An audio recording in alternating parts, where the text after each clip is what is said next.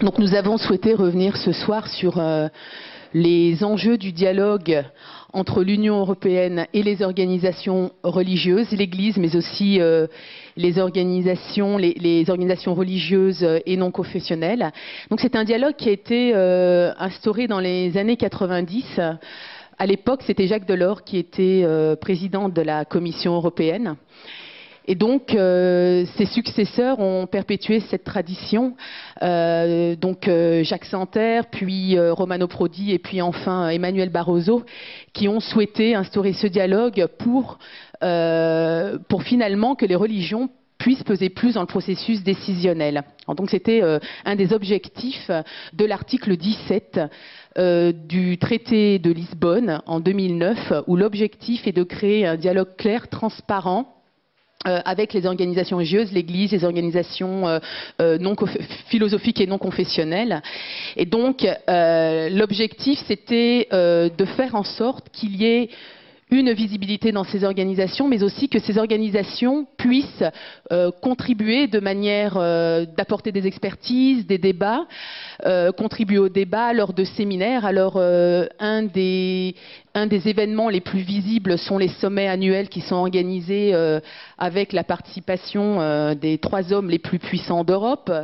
Et puis, il y a d'autres séminaires, d'autres rencontres bilatérales. Alors, à titre d'exemple, il y a une année où il y avait une alliance entre les organisations juives et musulmanes, puisque la Commission était en train de travailler sur une réforme de la législation relative à l'abattage rituel. Et donc, les organisations juives et religieuses ont travaillé ensemble pour essayer de faire des propositions concrètes à ce titre. Alors, pour certains, ce dialogue est un grand soulagement. C'était une responsabilité aussi pour les organisations religieuses, mais il y a d'autres courants laïques, notamment les obédiences franc-maçonniques, qui ont vu cet article d'un très mauvais œil. D'ailleurs, ils s'y sont opposés, puisqu'ils ne voulaient pas de cet article. Donc, c'est pour cela que nous avons nommé finalement ce débat de ce soir « Enjeu d'un dialogue controversé ». Alors, nous avons le privilège ce soir d'avoir Vincent Legrand. Donc Vincent Legrand qui est professeur à l'Université catholique de Louvain et qui est membre encore de la commission des épiscopats de la communauté... Plus membre.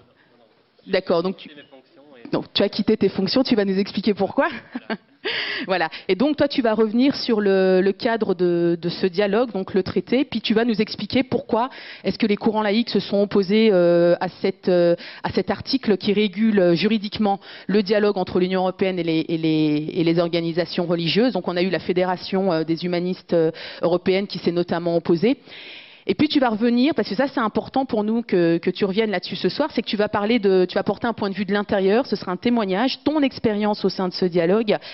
Et donc tu vas nous parler de ton expérience dans le cadre du dialogue de l'année interculturelle en 2008, où toi tu as identifié des problèmes concernant l'engagement des organisations musulmanes dans ce processus.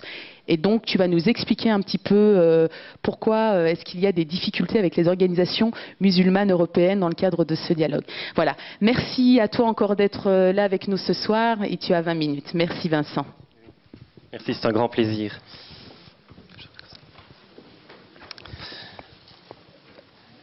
Alors, c'est à partir d'un double regard que j'ai le plaisir donc d'aborder ce thème aujourd'hui avec vous.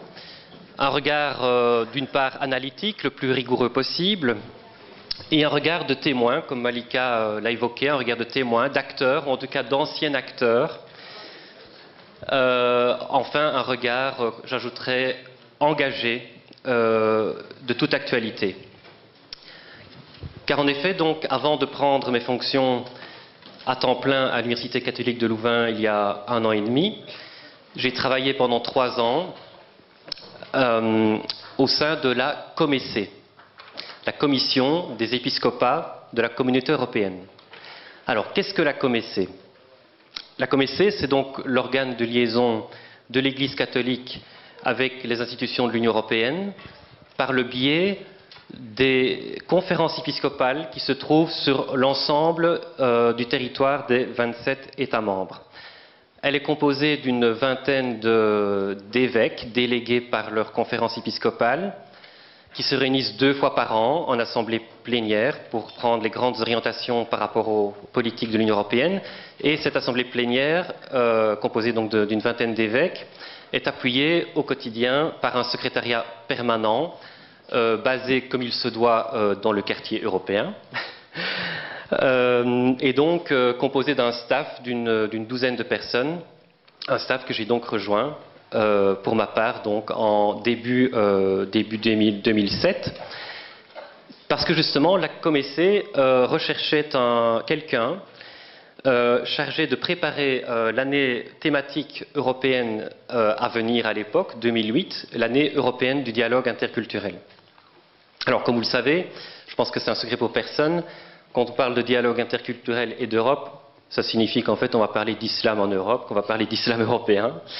Hein, et c'est bien donc ma mission qui fut effectivement d'apporter dans ce cadre une contribution de l'Église catholique quant à la dimension religieuse, interreligieuse, spécifiquement plus spécifiquement islamo-chrétienne, du dialogue interculturel dans le cadre donc des politiques de l'Union européenne en la matière.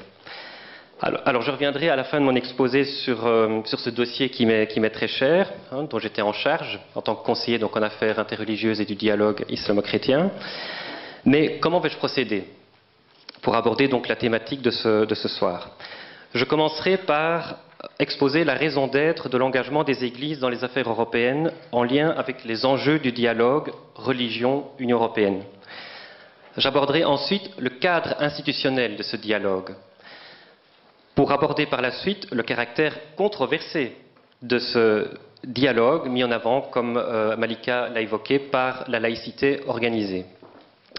Je terminerai enfin par quelques mots sur l'aspect plurireligieux de ce dialogue, en évoquant le contexte majoritaire traditionnellement chrétien et la place qu'y prennent progressivement de plus en plus les nouvelles religions, entre guillemets, dans cette Europe occidentale, en particulier donc l'islam. Ce dernier point sera bien évidemment une toute petite mise en bouche par rapport à ce que Tarek Ramadan aura, j'en suis sûr, à nous partager à ce sujet. Alors si je remonte brièvement dans l'histoire, ce n'est pas pour l'exercice formel que cela pourrait constituer, mais pour partager avec vous l'univers de sens, la vision du monde, l'autocompréhension qui anime et motive de manière déterminante les églises engagées dans les affaires européennes jusqu'à nos jours.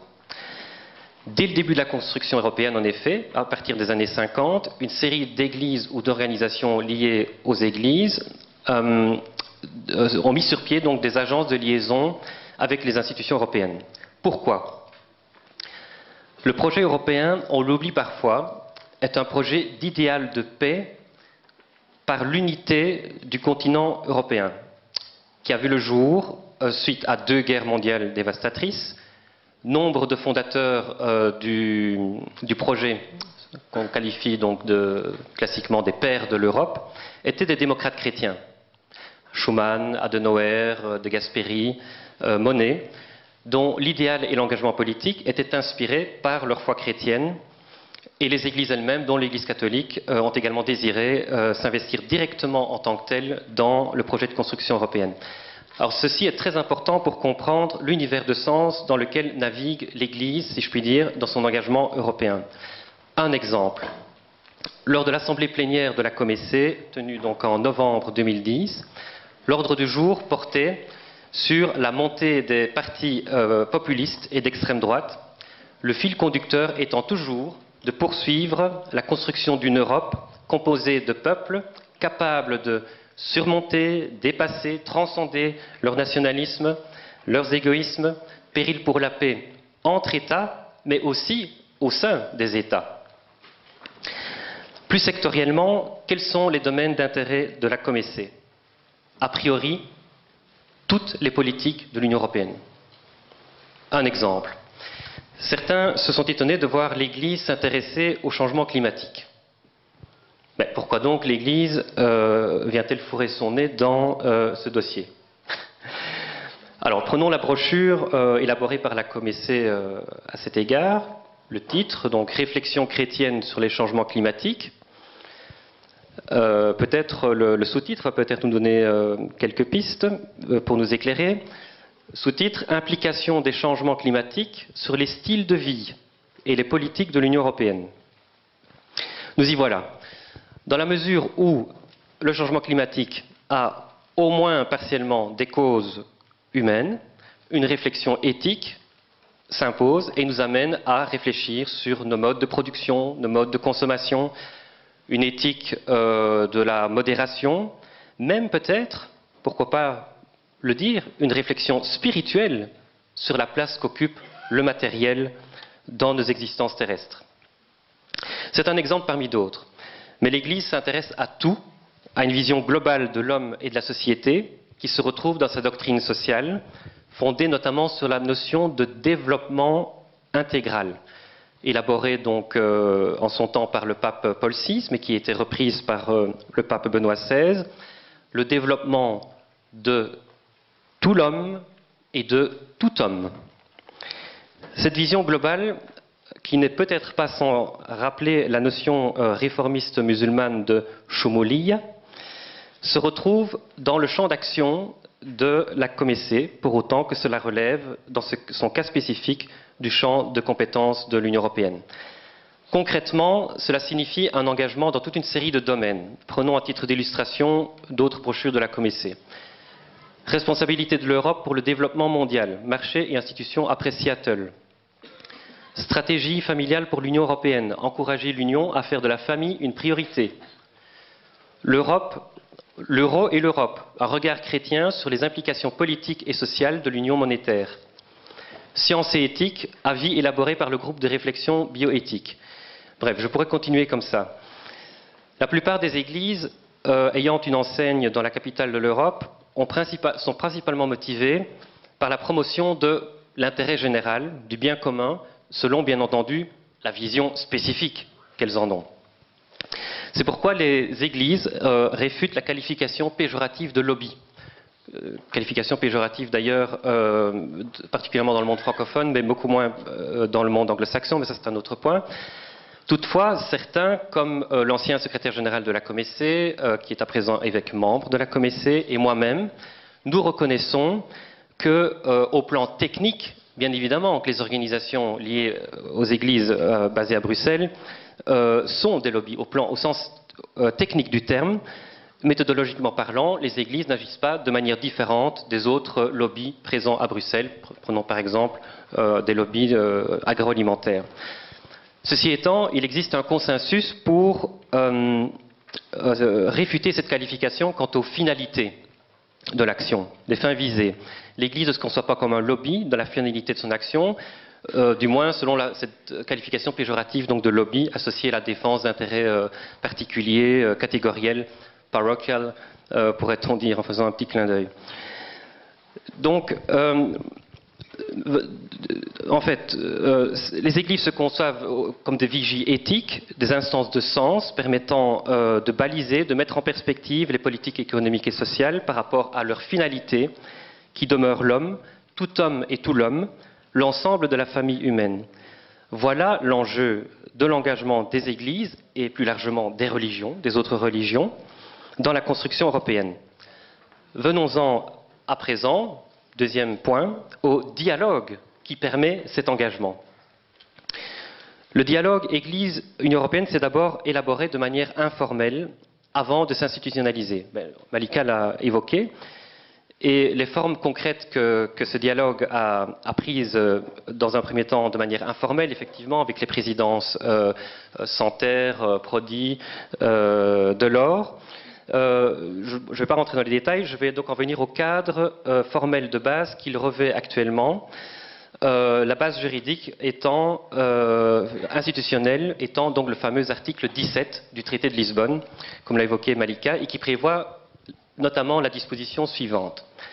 L'Union européenne maintient un dialogue ouvert, transparent et régulier avec, d'une part, les églises, les associations ou communautés religieuses, et d'autre part, avec les organisations philosophiques et non confessionnelles. J'en viens à mon troisième point, le caractère controversé de ce dialogue. En fait, il tient aux diverses conceptions relatives à la séparation entre l'Église et l'État, à la séparation du religieux et du politique. Alors, à titre d'illustration, je vais vous relater l'extrait d'un débat auquel j'ai assisté, qui s'est tenu sur cette question à la veille des dernières élections européennes au Centre d'action laïque, ici à Bruxelles. Il y avait un représentant, pour parler de cette question, de chacun des 4 partis francophones de Belgique principaux, donc un libéral, une socialiste, une écolo, un humaniste chrétien, je ne sais pas, je sais plus comment les dénommer, les membres du Parti social chrétien qui est devenu le Centre démocrate humaniste. Et alors il y a eu un échange très intéressant entre la députée européenne socialiste Véronique de Keyser, d'une part, et d'autre part, l'ancien commissaire européen libéral, pas son fils, son père, Louis Michel. Et cet échange est très intéressant parce qu'il a révélé au sein même du monde laïque les sensibilités différentes, qui éclairent le débat. Bon, Véronique de Keyser, on la connaît, elle est réputée pour son combat pour la séparation Église-État au niveau européen, et elle proclame lors de ce débat « Dialoguer, oui, influencer, non ». Bon. Ce à quoi donc l'ancien commissaire européen Louis Michel, aussi de tendance laïque, libéral, de tendance laïque, lui répond mais que c'est dans la nature même du processus dialogique que de tenter d'influencer son interlocuteur. Et il continue en disant, vous savez, moi en tant que commissaire européen, des gens viennent me trouver, mais alors pour tout et n'importe quoi. Pour tout et n'importe quoi. Mais je ne suis pas obligé de me rallier au point de vue dont ils me font part. Hein? Louis Michel pointe ici, met le doigt ici sur un point très important. Le fonctionnaire ou le mandataire politique, qui ont la légitimité bureaucratique ou démocratique, doivent bien entendu rester souverains dans leurs appréciations et avoir le dernier mot. On pourrait formuler l'Église propose, le politique dispose. Donc l'autonomie du politique doit être préservée sans toutefois tomber dans l'excès inverse d'un état de non-communication avec les acteurs de la société civile, dont les églises. Comme l'a écrit le pape Benoît XVI, la religion chrétienne et les autres religions ne peuvent apporter leur contribution au développement que si Dieu a aussi sa place dans la sphère publique. Et cela concerne les dimensions culturelles, sociales, économiques et particulièrement politiques. Jean-Paul II, dans ses relations avec les pouvoirs publics, l'Église ne demande pas un retour à des formes d'État confessionnel. Mais en même temps, elle déplore tout type de laïcisme idéologique ou de séparation hostile entre les institutions civiles et les confessions religieuses. L'enjeu n'est donc pas tant, de mon point de vue, l'accès des églises au canal politique et des autres religions au canal politique, mais bien un accès à ce canal non discriminatoire, pluraliste et donc ouvert à toutes les convictions religieuses et philosophiques. C'est là que se trouve toute l'importance des qualificatifs ouverts et transparents du dialogue, un dialogue ouvert, transparent, régulier, prévu pour les églises et les autres communautés religieuses dans le cadre européen. J'en arrive à mon dernier point, l'aspect plurireligieux du dialogue.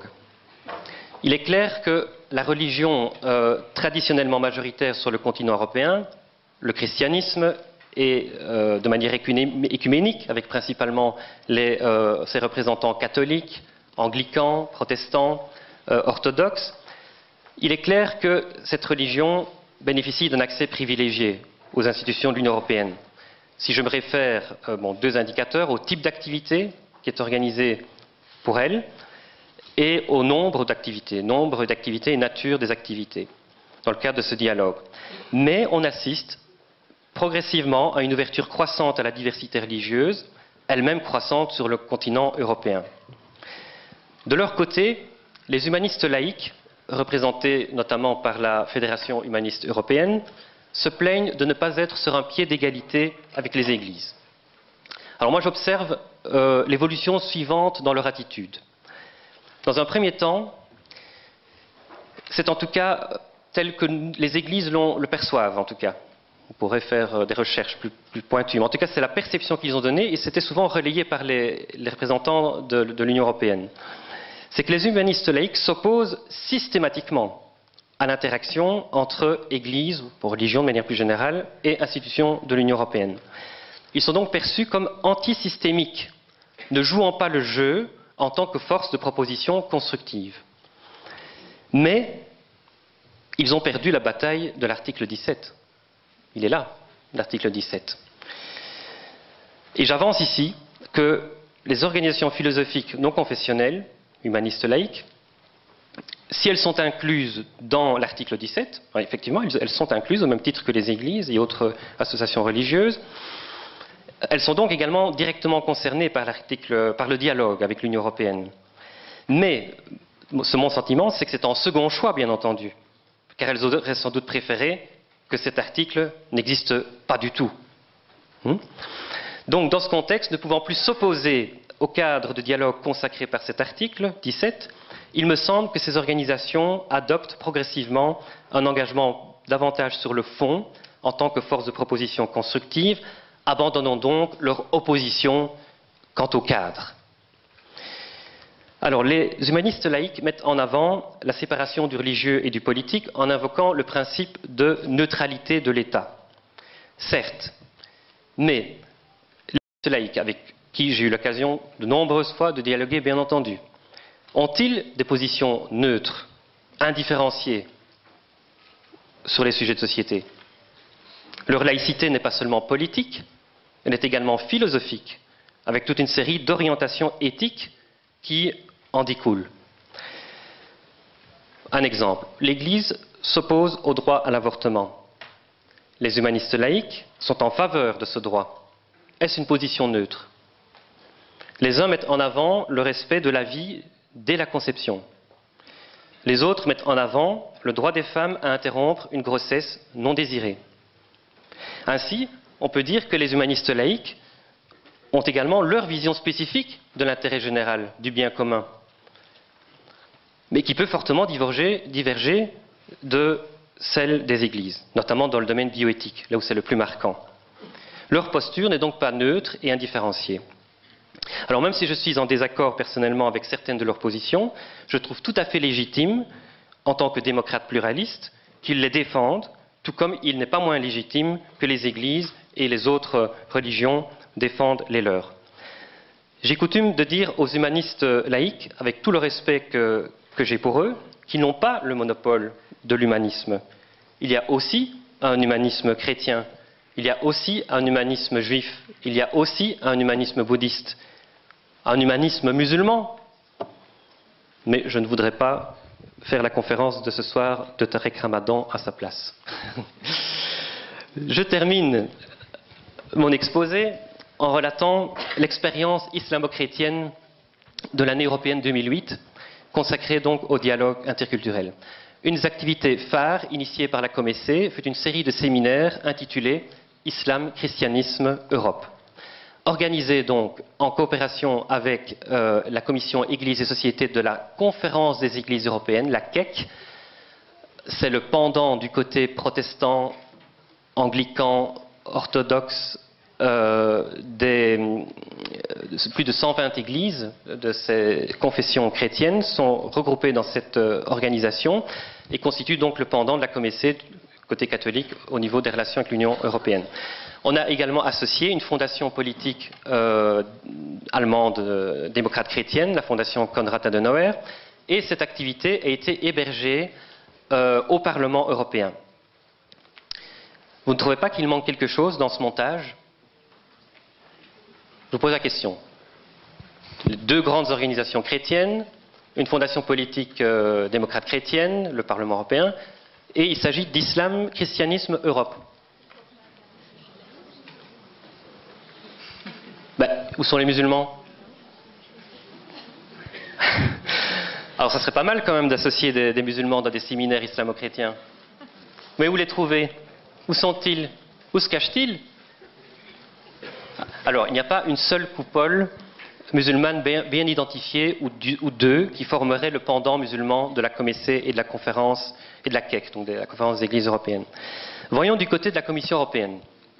Est-ce qu'il y aurait des organisations musulmanes accréditées? Ah, on en repère quelques-unes. La Fédération des organisations islamiques en Europe, le FEMISO, la jeunesse musulmane représentée au niveau européen, le Conseil musulman de coopération en Europe.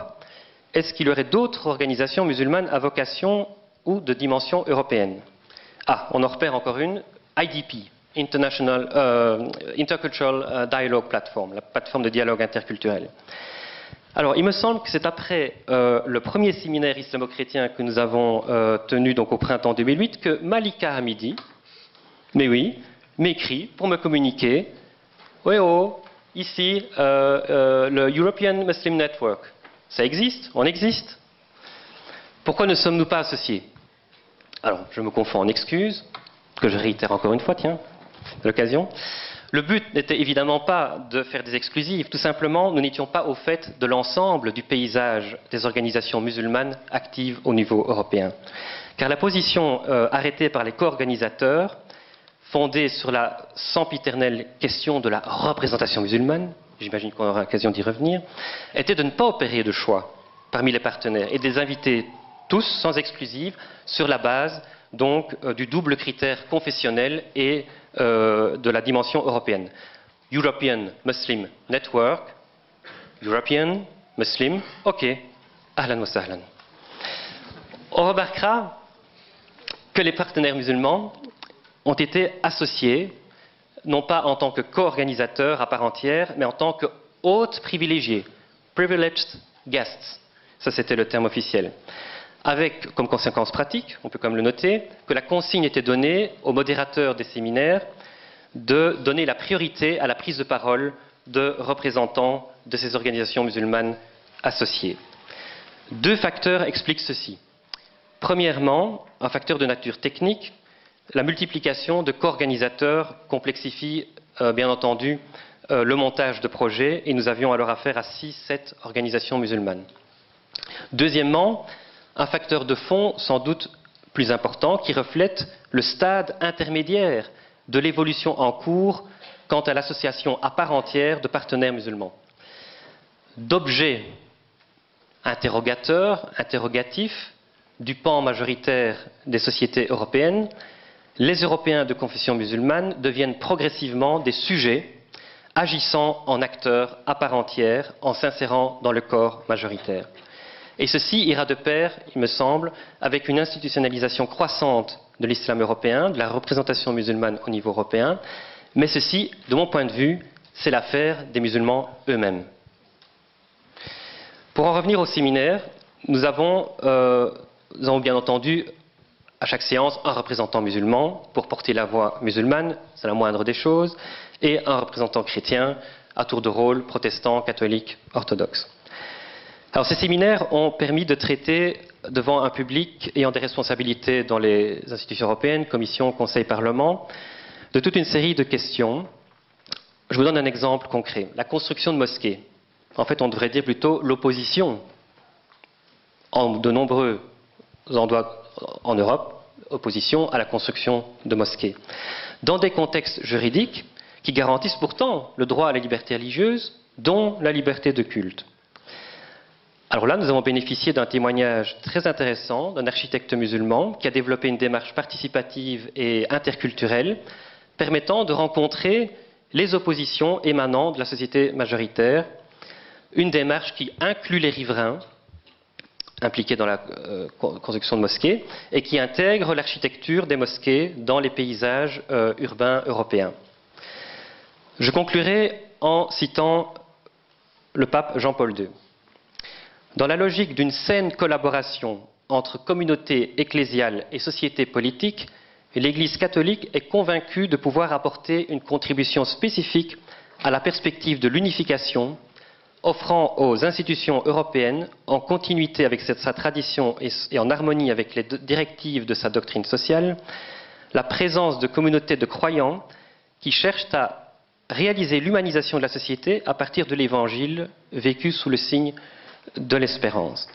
Dans cette optique, il est nécessaire que des chrétiens convenablement formés et compétents soient présents dans les diverses instances et institutions européennes pour concourir dans le respect des justes dynamismes démocratiques et à travers une confrontation des propositions à définir une convivialité européenne toujours plus respectueuse de tout homme et de toute femme et donc conforme au bien commun.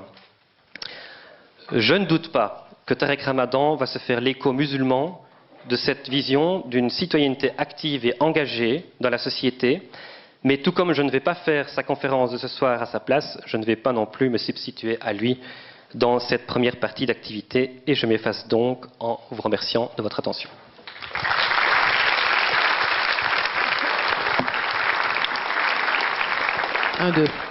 Merci Vincent de nous avoir apporté tous ces éclairages, évidemment le cadre contextuel, pourquoi est-ce que ce dialogue est aujourd'hui controversé et pourquoi est-ce que du côté des musulmans c'est toujours plus complexe. Et donc j'invite Tarek à rebondir sur la conclusion de Vincent. Simplement rajouter un élément, c'est que dernièrement nous avons eu l'occasion de rencontrer Katharina van Schnurbein, excusez-moi d'écorcher son nom, et qui est chargée justement des relations avec les organisations religieuses. Et alors elle me disait, nous avons un problème dans ce dialogue, effectivement, c'est qu'on n'a pas d'interlocuteur. Il n'y a pas de structure hiérarchique dans la communauté musulmane et on ne sait pas à qui s'adresser.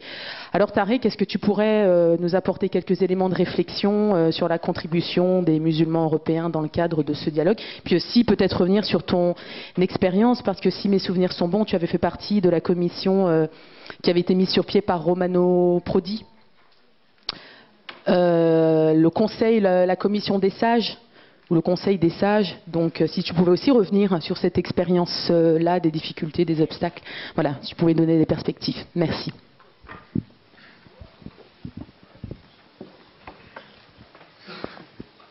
أعوذ بالله السميع العليم من الشيطان الرجيم بسم الله الرحمن الرحيم السلام عليكم ورحمة الله وبركاته.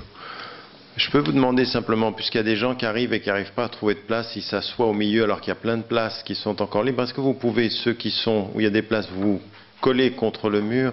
Là, vous vous collez au centre, vous laissez toutes les places libres sur l'extérieur. Avoir une conférence sur l'éthique et avoir un siège égoïste, c'est quand même pas bon, ça.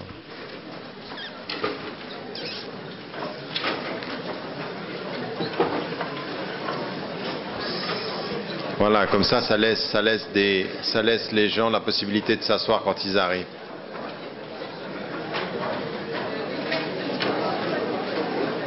Non, c'est pas une pause, c'est simplement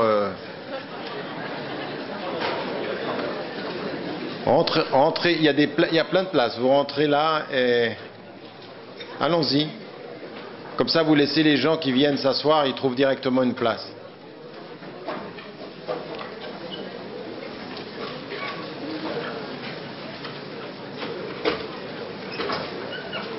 Et si vraiment votre voisin, vous ne voulez pas être à côté de lui, laissez une place, mais...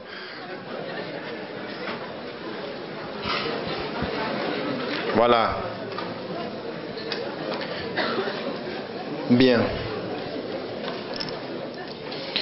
Moi, j'aimerais beaucoup remercier Vincent de cette présentation, parce qu'elle nous donne un tout petit peu le cadre général des enjeux des débats, parce qu'il n'y en a pas qu'un des débats sur la question religieuse en Europe.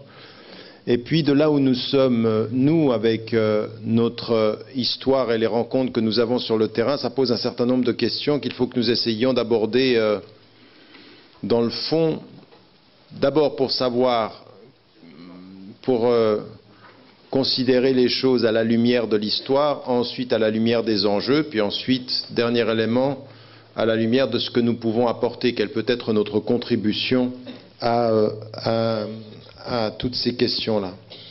Alors, la première chose que j'aimerais mettre en évidence en termes d'introduction, c'est une dimension qui est plus historique que simplement structurelle ou institutionnelle.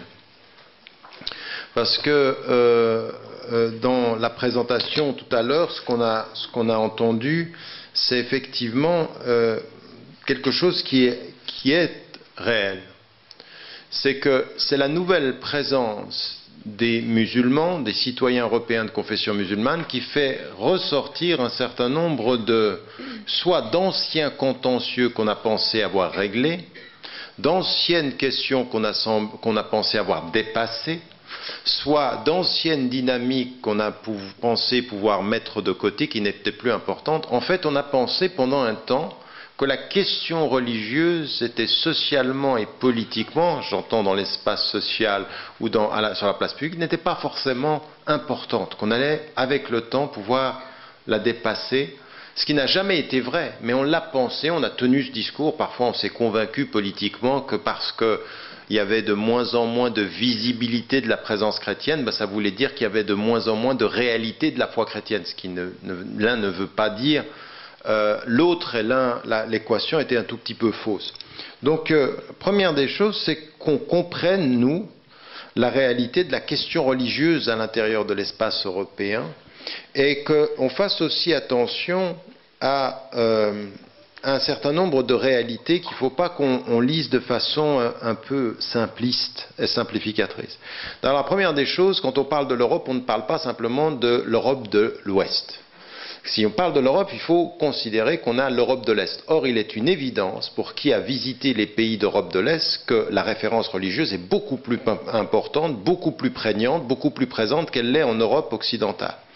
Ça veut dire qu'en fait, il ne faut pas que nous regardions l'Europe uniquement par le prisme des discours qui sont français, belges, et même encore, il y a des différences entre français, belges, dans l'espace francophone et la réalité de l'espace anglophone, par exemple. Dans un pays comme le mien, qui ne fait pas partie de l'Union européenne, mais qui est sur le continent européen, vous avez à 100 km de différence des attitudes qui sont complètement différentes par rapport à la religion. Entre Genève, qui est très près de la tradition française, et Fribourg, qui est vraiment très très ancré dans une tradition religieuse, vous avez une présence qui est différente. Donc il faut faire attention, nous parfois, on est trompé par le prisme du discours dominant, de celui dominant au sens qu'il est le plus entendu et le plus médiatisé, et ça n'est pas ça. L'Europe, c'est autre chose. L'Europe, ça n'est pas les voix qui s'entendent, c'est aussi les voix moins audibles qui constituent le quotidien des femmes et des hommes. Et ça a amené, dans le discours politique aussi, à poser des questions à un moment donné sur la question la question religieuse. Elle est revenue à un moment donné par l'expérience historique de la présence des musulmans. Quand on a pensé à constituer la charte, ou ce qu'on a appelé la constitution européenne, le fait religieux est revenu. Comment déterminer ce qui va constituer l'Union européenne, par exemple, ou ce qui fait le lion? Et donc il y avait une vraie question où un certain nombre d'acteurs, d'intellectuels, même de politiques disaient mais il est évident que ce qui fait l'âme de l'Europe, c'est la tradition chrétienne, et avec la tradition chrétienne, pour des raisons historiques qui se comprennent, après la Deuxième Guerre mondiale, la tradition juive. Mais c'était d'abord chrétien, parce que c'est une histoire qui est réelle. Alors nul ne peut contester le fait qu'il y a bien de ça, il y a bien des racines. Mais ce pourquoi c'est venu à la surface, c'est parce que tout à coup, les racines pouvaient être contestées par deux dimensions, deux courants, ou en fait deux pôles qui sont apparemment contradictoires. Le premier, c'est un pôle rationaliste, sécularisé, et qui confond, et qui a confondu dans l'histoire de la sécularisation le fait de séparer les autorités avec le fait de nier le fait religieux. Et donc vous aviez une longue tradition qui a été essentiellement francophone, mais pas seulement. Et puis vous avez d'un autre côté, ce que je disais tout à l'heure, l'arrivée des musulmans. Tout à coup, on se pose la question, attention, il faut réaffirmer les racines pour ne pas se laisser déchirer par deux pôles dans lesquels, ou vis-à-vis desquels, ou par rapport auxquels, on va pouvoir y perdre son identité. Donc, c'était tout le débat au niveau de la Constitution, rappeler les racines, et là vous avez vu des résistances de la France par exemple, essentiellement, mais encore pas seulement, en disant mais non, il ne faut rien mettre de tout cela, il ne faut pas de référence religieuse.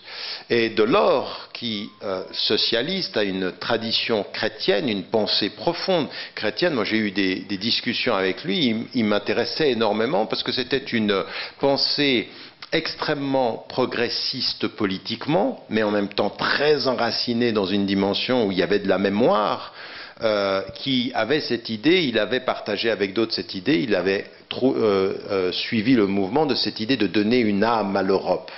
Donner une âme, qu'est-ce que c'est? C'est donner du sens, donner un liant, ce qui fait dans une nation, ce qu'on appelle la constitution d'une nation, c'est ce qui fait que les gens sont ensemble, qui va donner du liant, ce qu'on appelle en anglais the narrative. Ce qui est en français, c'est cette histoire commune qui nous fonde ensemble, qui a des racines, une source, une origine commune.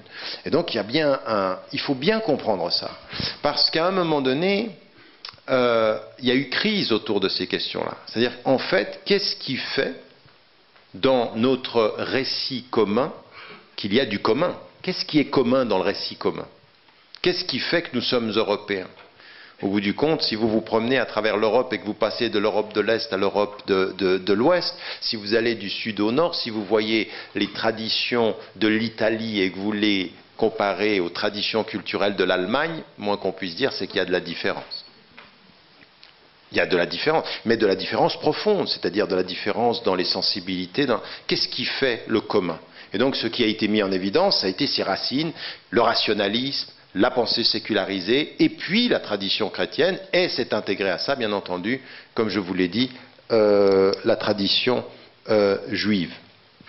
Et ces éléments-là qui ont fait crise, ils ont fait crise dans le dialogue que l'Europe a avec elle-même. Parce qu'encore une fois, il faut bien comprendre que l'Europe, elle a un problème entre elle et elle, ce qui est son essence, son identité. Raison pour laquelle, encore une fois, c'est vrai pour l'Europe occidentale. Encore une fois, si vous voyez à l'heure où je vous parle les propos britanniques sur l'expérience récente des élections françaises, eh bien vous voyez que vous comprenez une histoire. Oui, la perfide Albion, ça veut dire quelque chose.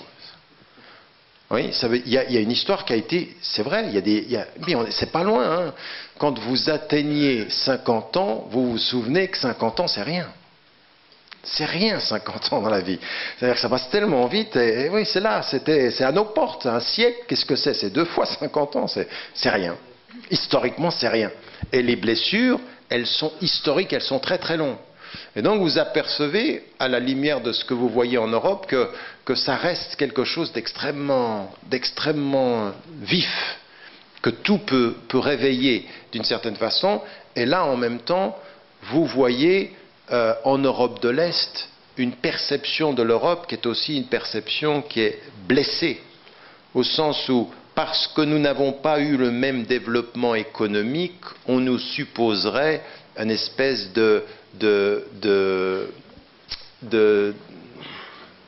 passé, de dépassement culturel, d'un manque de progrès, et donc on serait à la traîne culturellement et religieusement parce qu'on n'a pas le même développement économique. Donc il y a un vrai passif de l'Europe avec elle-même. S'ajoute à cela une chose qu'il faut mettre en évidence, et il faut se rendre compte, c'est que la présence de l'islam et la présence des musulmans, des nouveaux citoyens européens de confession musulmane, va agir comme un révélateur.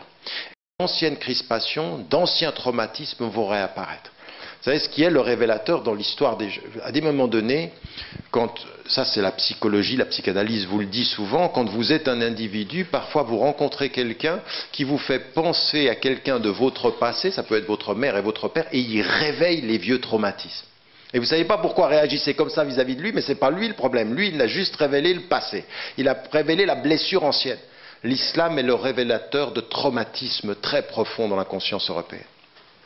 Il faut qu'on comprenne ça, parce que parfois nous on parle et on dit mais pourquoi tu m'entends pas? Il se dit c'est pas qu'il vous entend pas, c'est qu'il a une surdité qui vient depuis plus loin, c'est-à-dire que c'est très profond.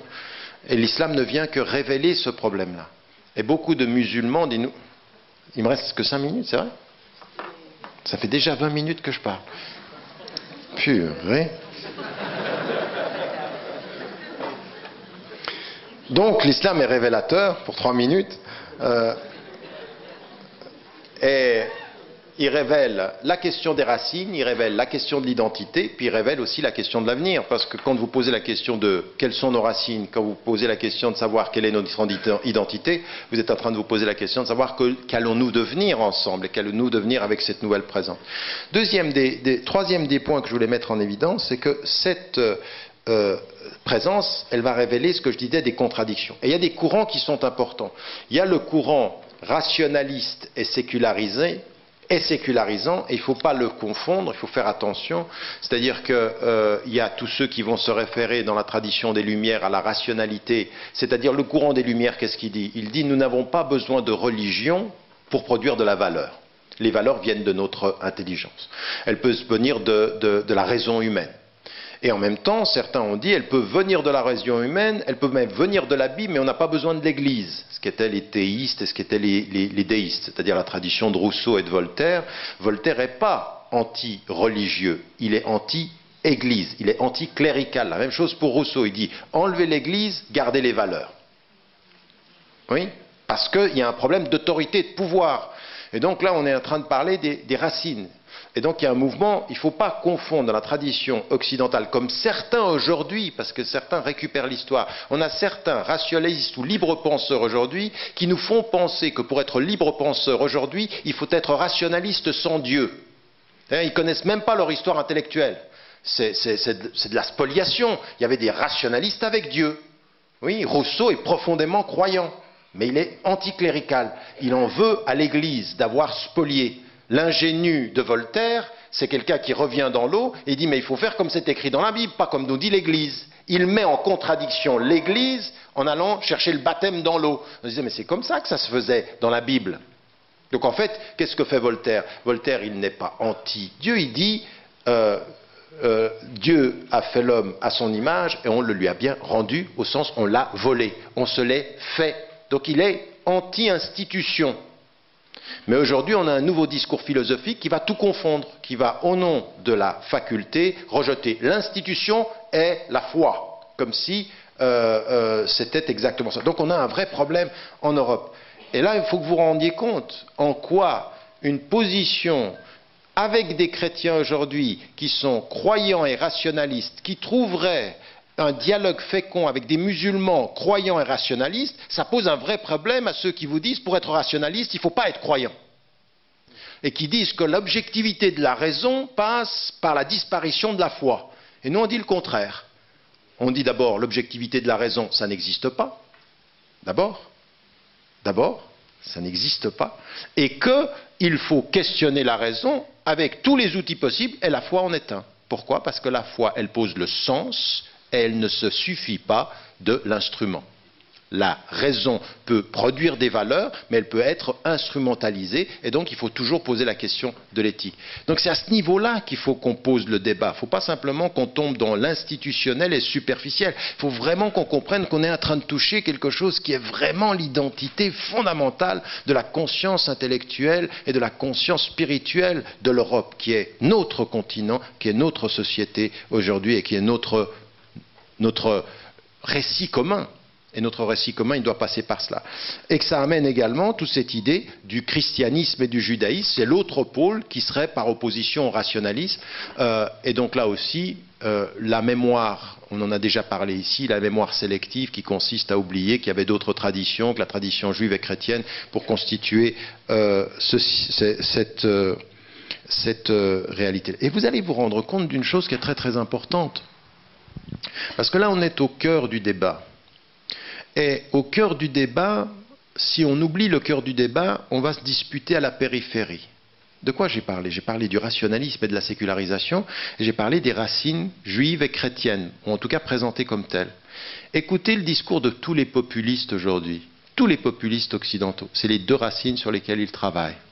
C'est-à-dire que soit vous avez des populistes qui sont strictement rationalistes et qui vont travailler sur le fait que l'Europe est la civilisation des Lumières et tout le religieux est problématique, et vous avez des populistes qui vont dire « Ah non, vous, musulmans, vous êtes à l'extérieur de notre champ de référence. Par définition, nous sommes ou juifs ou chrétiens, c'est ça l'âme de l'Europe. » Donc en fait, les deux socles très profonds qui ont posé problème dans la constitution de l'Europe vont être réintégrés à un un discours simpliste des populistes, mais il marche.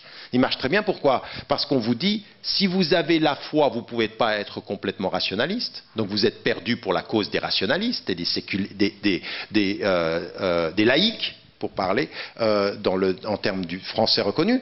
Et puis, si vous êtes musulman, par définition, vous n'avez pas vécu l'évolution du judaïsme et du christianisme constituant l'Europe. Donc vous êtes dans les deux cas hors du champ.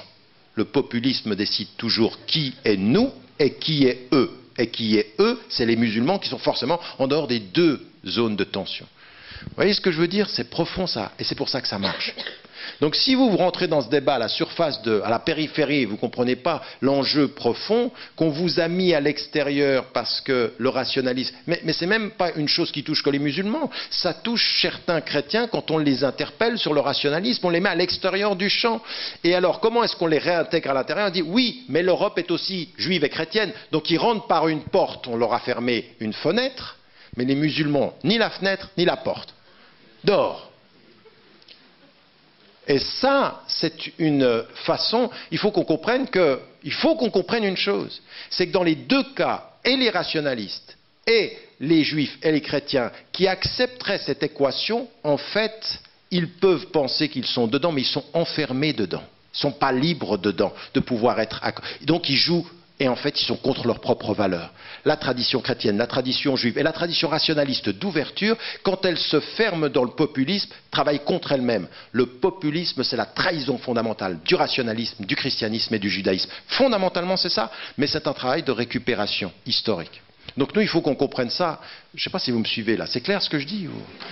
Il dit, il va où lui? Non, non, je plane pas, j'essaye d'être au centre et de revenir maintenant à la périphérie du discussion et je termine à peu près.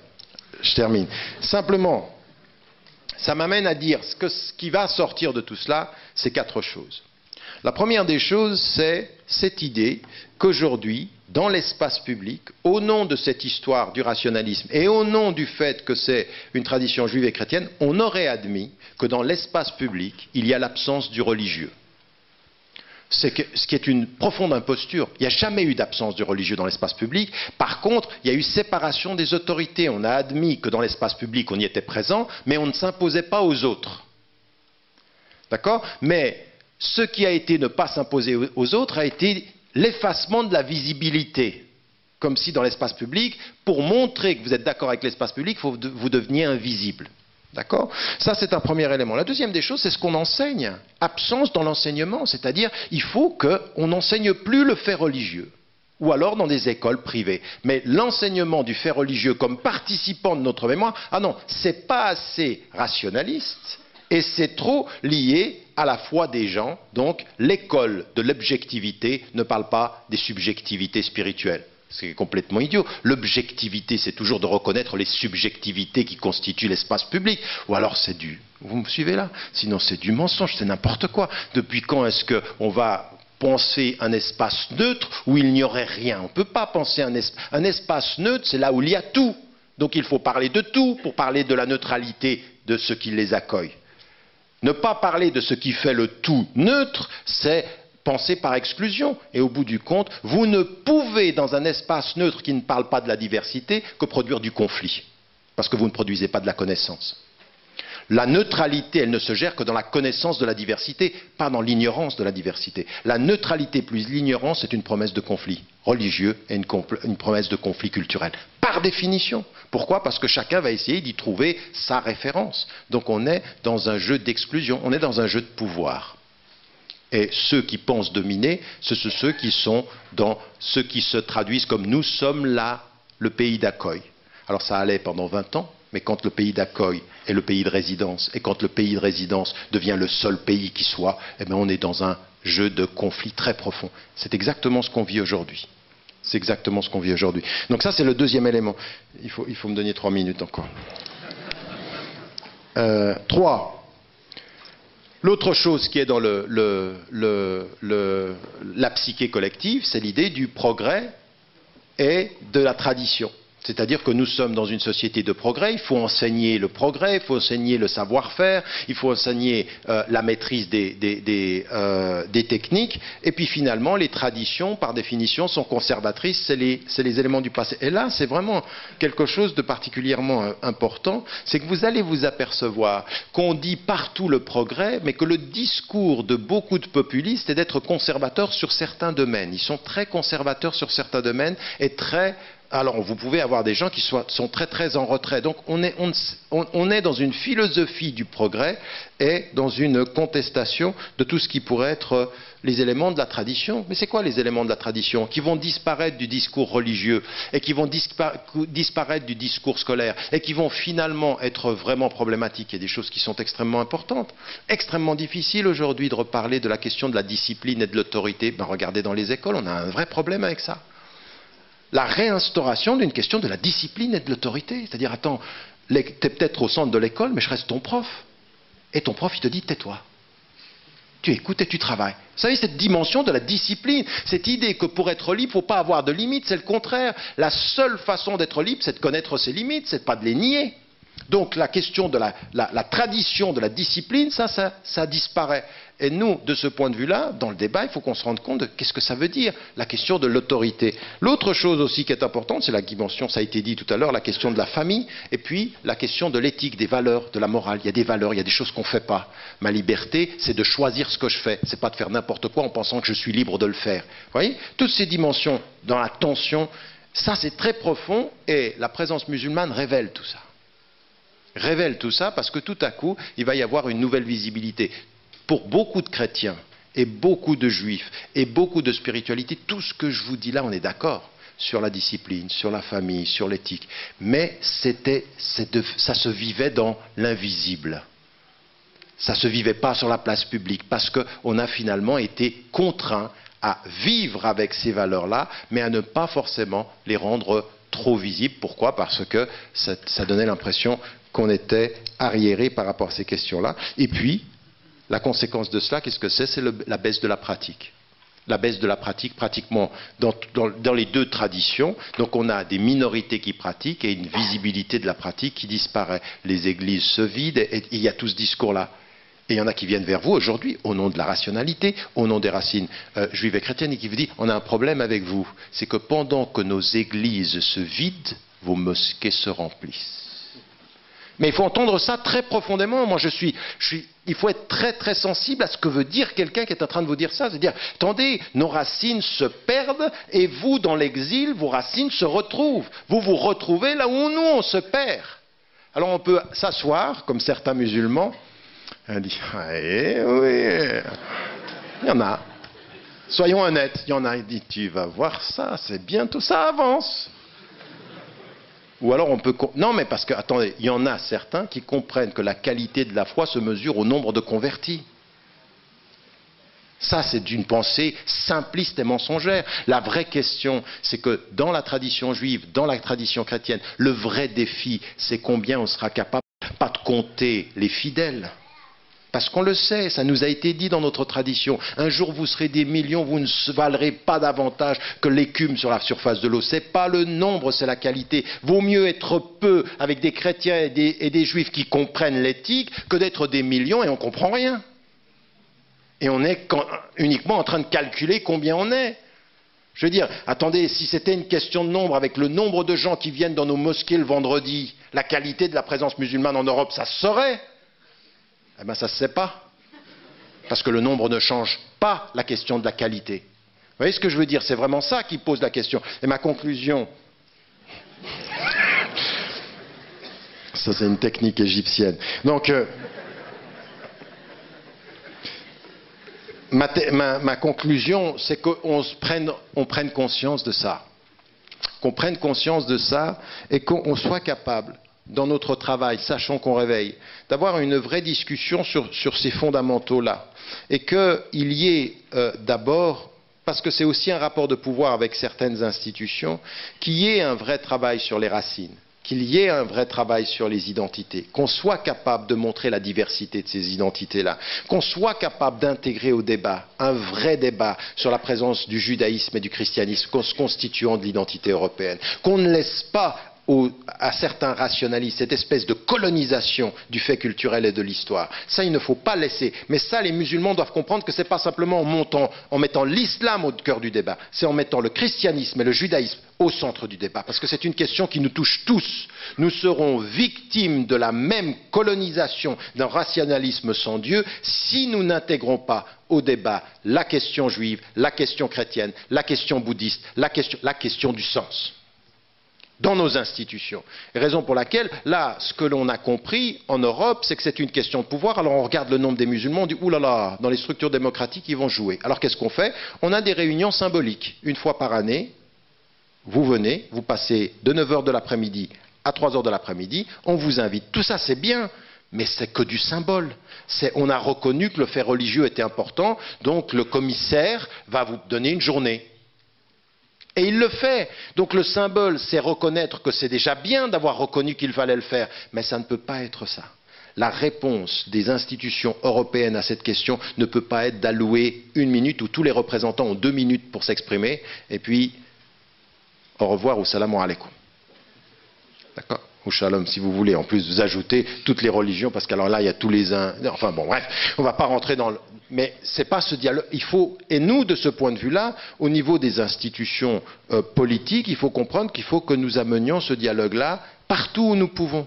Mais pas un dialogue de prétexte.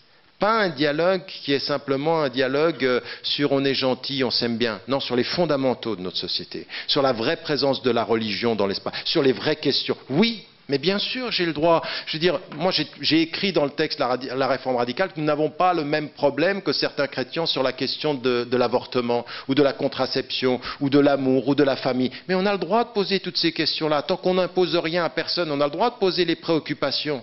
Ça se pose ces questions-là, sur la question de la discipline, sur la question de comment on est avec les jeunes. Qu'est-ce que c'est une école dont le centre est l'enfant? D'accord, mais qu'on pose les vraies questions. Quel type d'école? Vous voyez ça, la religion, la conscience religieuse, elle a le droit de poser ces questions puisqu'elle touche au sens. Donc on doit pouvoir être partie prenante de ce débat-là, de ce dialogue-là. Et donc c'est là où nous devons comprendre, en tenant compte de ce passif-là, en tenant compte de ces blessures historiques-là, quelle peut être notre utilité et notre contribution. Et moi je termine par cela. Beaucoup de nos interlocuteurs sont en train de transformer, bon gré mal gré, beaucoup, la présence de l'islam comme un problème. Et il y a certains de nos interlocuteurs en Europe qui ont compris en quoi la présence des musulmans était un facteur de contribution déterminante sur le fond de notre avenir commun. Ceux-là, ce sont nos partenaires. Il y a énormément de femmes et d'hommes qui ont bien compris. Il se peut bien que l'islam, par sa présence, nous renvoie à nos vraies questions de préoccupation de chrétiens, de juifs, de bouddhistes, et qu'on devrait pouvoir parler de ceci ensemble. Ceux-ci, ce sont nos partenaires. Il faut les trouver, au lieu de mettre tous les Européens dans le même paquet, ou de penser qu'il n'y a qu'un courant. Le courant dominant n'est dominant que par la force qu'il a de faire croire qu'il n'y a pas de courant minoritaire.